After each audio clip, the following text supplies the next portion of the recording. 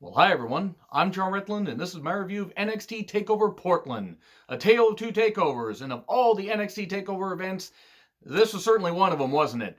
It wasn't bad. Let me make it clear. There were some good to great to eye-popping moments. There were some really, really good parts to this show. But there were a lot of parts that made me think, boy, NXT really has become a hot shot territory at times. They build some good stories, and then often they just throw a bunch of shit at the wall and see what sticks. And that's what I was afraid of with NXT. But let me get to the positives. Firstly, on the pre-show, the crowd booing Sam Roberts and cheering Mansoor. They're making Sam Roberts try too hard to be a heel. Mansoor, keep him on the pre-show because unfortunately it's probably the only time they're going to use him except for the Saudi shows. It's a shame because in the ring he actually can be pretty decent, but it is what it is. Cool, it was nice that he was there. We had Poppy with a performance. I was unable to be at the Poppy concert last month. It was in Seattle. Maybe when she tours again, I'll actually go to her concert. But it was a good performance here. The crowd didn't seem to care generally. They kind of cheered, but maybe it was because it wasn't mic'd well. I don't know. Maybe nobody was familiar with Poppy. I happen to like her music. What do you guys think of Poppy's music? Let me know in the comments. So we start off with Keith Lee versus Dominic Dijakovic. North American Championship, and let me make it clear, this match had good moments. But my God, this match did not need to be as long as it was.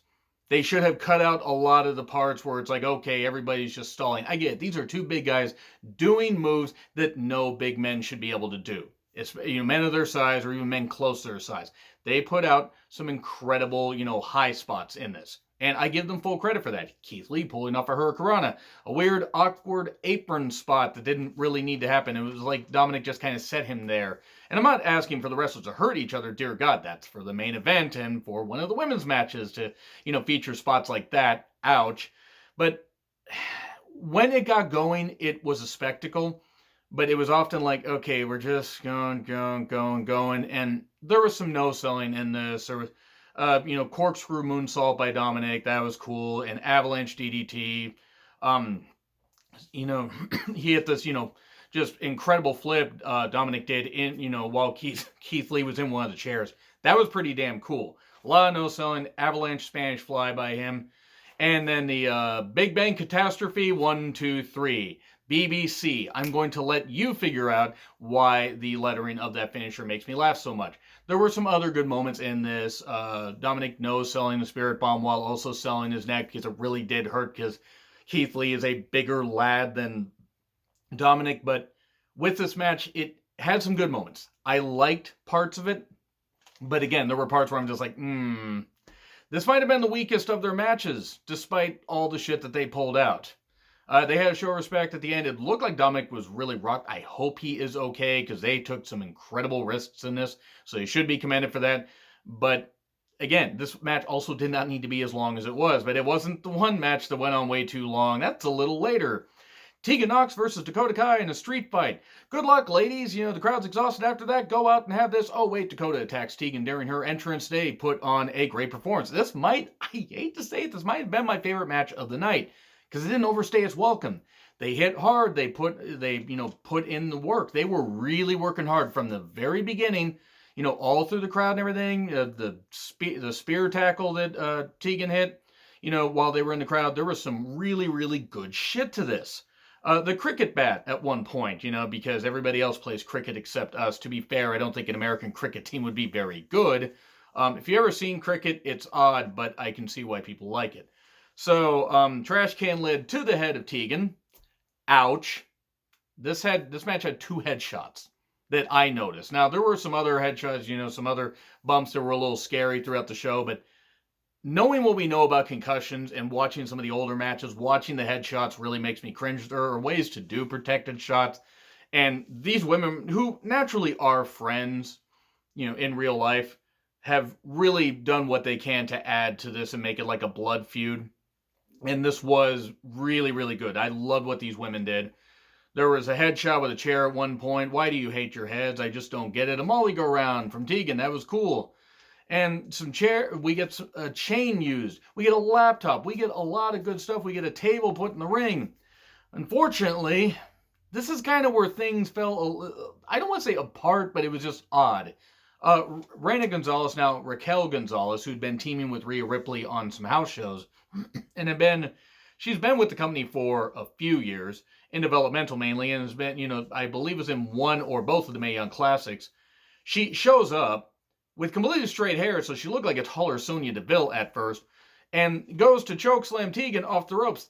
The problem is, there was kind of a slip with the table spot, and Tegan just hit full force onto the mat, out. I mean, scraping the table, but the table doesn't break at all. It just tips over, and Tegan hits hard. I hope Tegan's okay. This was a snake bit show, now that I think about it. Dakota does end up getting the win. And then Raquel's like, raising her hand. Okay, cool. She's got some muscle with her.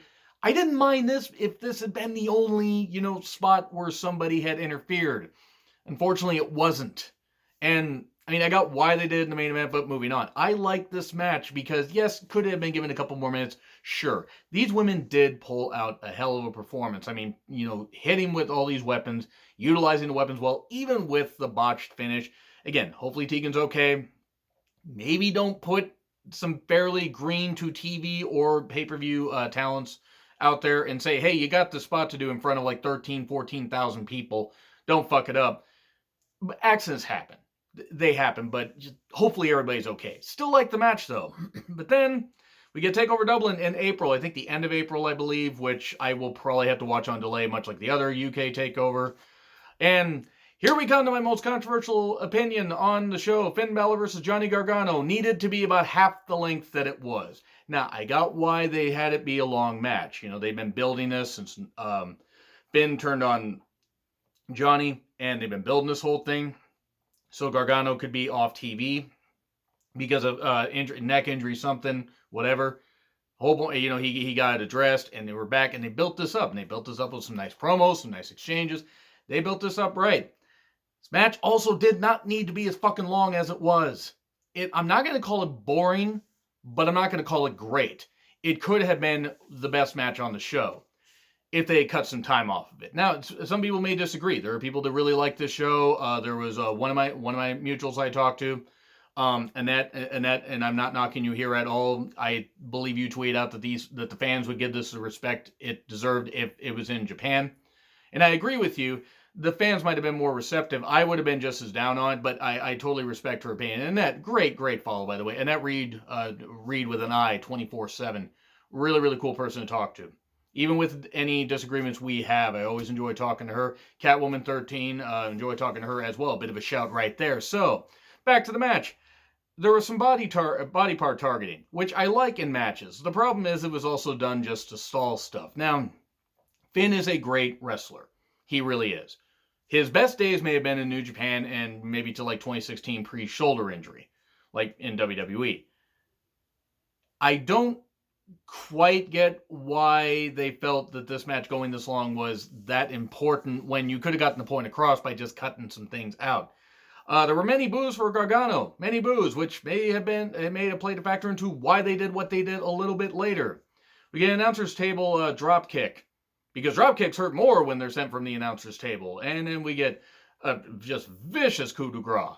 Holy crap, and I'm probably pronouncing that wrong. And then 1916 pins Gargano, and Balor just drapes over him, everything, and just does the gun thing over him and stuff like that. It looked like I'm pointing at the floor instead, and does that. And Gargano didn't look very happy. Balor running through everybody, if it leads to him winning the championship, going on a dominant run, and having somebody take it from him, I'm all for it.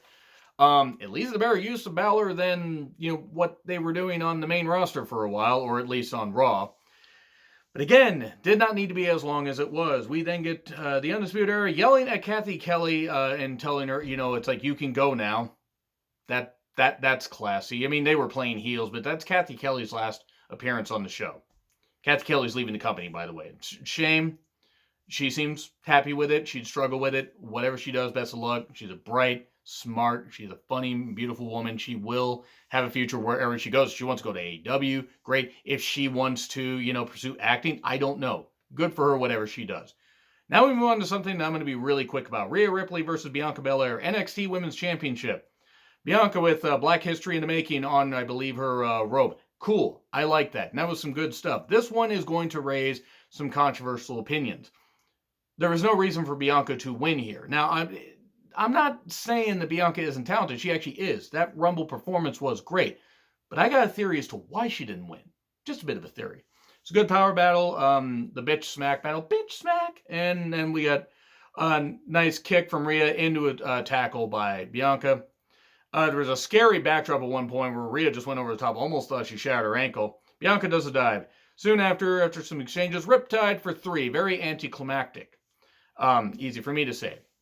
Rhea wins, and then Charlotte shows up in like 6-inch heels, so credit to her for not tripping on that, and attacks her and says, I accept your challenge for WrestleMania. And then she attacks Bianca. Now, it's probably just revenge for what happened on TV. But I got a theory. What if they do a triple threat at WrestleMania? Because think about it. Bianca had a dominant performance in the Rumble. Bianca got tossed out by Charlotte after having said dominant performance. Charlotte wins the Rumble. Charlotte does a whole teasing thing and everything. Rhea shows up and challenges her. Bianca totally gets slighted, despite having that great performance at the Rumble. So what if the fans really, really push for it like they did for Kofi? Just saying, have the same energy you did for Kofi. They might have to listen. And I wouldn't be opposed to Bianca, Rhea, and Charlotte having a match and Bianca pinning Charlotte at WrestleMania. Think about it. It'd be a hell of a moment. Rhea would not take the pin. You could do Bianca and Rhea again, or you could just move Rhea up. Bianca could have a dominant run until, say, War Games, lose the championship there, and then, come up. Or she could hold it until the Rumble takeover, or, a takeover like this. Give her a nice long run. It could work. It probably won't. They'll probably totally forget about it. They'll probably just push her down the card or put her in the Battle Royal. What if? What do you guys think? Let me know. So we get Riddle and Dunn with how much fish could Bobby Fish fry? Bobby Fish could fry fish, and they did a sing-along with captions. There were people in the crowd that liked this. I had people that were at the live show tweeting about this, saying they liked it. And that's great. I'm not knocking anybody that liked it. This was very silly to me. And silly for the sake of... I know what they're trying to do with Riddle. Riddle is very talented, but I'm lukewarm on Riddle. As talented as he is, and at times he is funny, there are times where I just want to hit myself over the head with something, because sometimes he reminds me of like the worst aspects of RVD. And RVD had a lot of good aspects, but I don't think Riddle can be the NXT or the WWE champion. I think his attitude may cause issues or whatever, but this didn't work for me. I know it did work for some people, but hey, you get some comedy in there. It works for some people, it doesn't. And that doesn't work for others. Fish and O'Reilly versus Dunn and Riddle. It was probably it was close to the second best match of the night. This and the main event. Though the end of the main event might have kind of ruined it. This, it starts in the entranceway because Fish and O'Reilly had enough. It was good tag work, really good tag work. Riddle was super over. O'Reilly with the Brazilian Jiu-Jitsu moves, studying the MMA. Really great work ethic in there. It has moments. It did have a lot of typical stuff in there. There was some miscommunication because Riddle and Dunn had not been teaming as long, and what ended up happening, though, is they still won. They still won after some great double teaming, some, all the false finishes in the goddamn world, and new NXT tag champions, Dunn and Riddle. My issue is this is now another makeshift tag team that is suddenly tag team champions in NXT. And the third makeshift tag team that has won the Dusty Classic. I get it. You got to go with the hot thing. I'm not saying, by the way, I was actually 5 for 6 on my predictions. I don't know how anybody else did, but the only thing I didn't predict right was the main event, which I, in retrospect, should have gone with Cole. But, of course, if you're watching this, a bit of a spoiler, but I just don't like makeshift tag teams winning tag team championships so soon. If you build it up, fine. They have built this up for a few weeks. I had my issues with it, but I totally understand why they went that route, but just don't have them have the tag titles that long. Just don't do it. Just don't fucking do it. It wouldn't necessarily be my favorite, but they'll probably at least have them hold it until say they do a May or June takeover, maybe a June takeover. We'll see. I enjoyed the match, though. It was good tag work. It did pick up a little bit, and actually this did sell me a little bit more on them as a team. But then we get to Tommaso Ciampa versus Adam Cole for the NXT Championship, a.k.a. We Hate Tommaso Ciampa's Neck. and Adam Cole taking some scary bumps as well. These two, after a slow start with some nice chain wrestling, they went fucking all out. Cole at one point mocking the whole, pat on the back thing. That angers Ciampa. Beats him up, puts him in the chair, and then jumps up on the thing and does a mocking version of it, himself, and like getting upset at Cole. And it was like, could Ciampa control his temper long enough to beat Adam Cole? There was a running knee while Cole was in the production area, at ringside and, the ring bell area, and does a running knee. And then he kisses the guy's forehead because the guy's like all happy. And he's like, doing this. The guy's really, credit to that guy. That guy was probably really drunk, but he was really selling the whole goddamn thing. And then they do like a wheelbarrow move where Ciampa lands like right about here on his neck. Like just right about there, like near the base of the neck is like, ow, or just like, in the very upper back. It looked really painful, and just having neck surgery.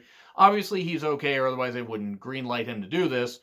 But goddamn, that was scary. And Ciampa's neck ended up being the focus of this. We had a lot of neck spots. We had air raid crash on the apron, as we know, the hardest part of the ring. And then, unfortunately, we get, after Ciampa almost got the victory with fairy tale ending, we get the Undisputed Era attacking with behind the referee's back as Roderick Strong distracts, and then Fish and O'Reilly attack.